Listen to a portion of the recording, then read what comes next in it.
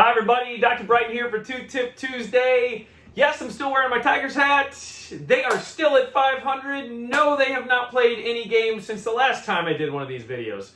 But they're still at 500, so I'm going to keep wearing the hat. So today we are going to be talking about brushing technique. Bob, this is for you. Thank you for requesting we talk about this. This is probably one of the most fundamental things that a patient needs to be able to do at home. It is extremely important. And I would wager that outside of your dental office, maybe even other dental offices outside of our dental office potentially, you may have never actually learned how to brush your teeth. I laugh and say most people learn how to brush their teeth from a movie. Literally. Their parents get in there, they do it when they're young, they don't know what's going on, and then you hit a certain age and it's like all of a sudden miraculously you know how to brush your teeth. So it is great to discuss this. And so Bob, I'm glad we're talking about this. This is a foundational key as to taking care of your own oral health at home. And so we're going to go over that technique. Now, in general, here's what I'll tell you. I'm going to quote, not exactly, but I'm going to quote the great Dr. Phil Richards, who's a legendary professor at the University of Michigan School of Dentistry. Essentially, it doesn't matter how you do it, because there's basically three main methods as to how you do it. If you're doing it effectively with any of those methods, you're going to take care of your teeth, but it's critical that you do it effectively.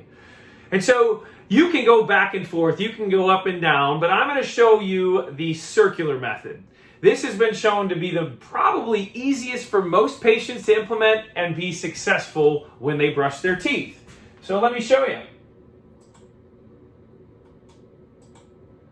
This is called the modified Bass technique. Yes, I will test all of you at the end of this. But ultimately what it is a method where you go in circular strokes with your bristles pointed at a 45-degree angle towards the gum line, because when you're doing those strokes, you actually want to sweep below the gum line to some degree. And then when you get that circular stroke done, after a few of those, you then sweep down the long portion of the tooth away from the gums. It's a lot of technique. Very difficult, actually, some of you are probably thinking. And I would wager that whoever is watching this probably can't do this to the degree that, say, myself as a dentist can do, unless G.V. Black or Gordon Christensen is watching that. Yes, that's a nerdy dental joke. There's a good chance many of you probably can't implement this. Now you're probably thinking, why are you teaching me this if I can't implement this? Well, I'm teaching you this because I will tell you that I think it's very important that you invest in an electric toothbrush. You can do a manual brush, that's fine. And I would tell you, go for it. Try and do this. If you're not going to invest in an electric brush, do this. But I'm going to show you why. It's a picture of mostly the upper front teeth, and this is a great way to look at this. This space here between your teeth is called the inner proximal area. That's number 2 on the quiz, by the way.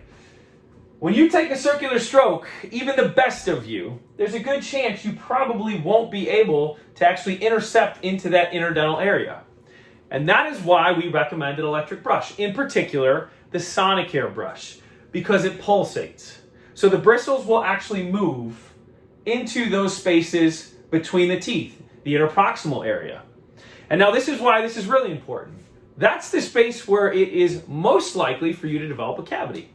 Why is that? Because that's the space where it's most difficult for you to get clean. In particular, if you're doing circular strokes and you don't have the technique down just right, you're not going to get in that space. In addition to that, I will say, if you use an Oral-B spin brush, the electric brush, you're also going to have chances of difficulty in doing that. It spins, it doesn't pulsate in, and as these teeth curve into those spaces, it is a challenge to get in there.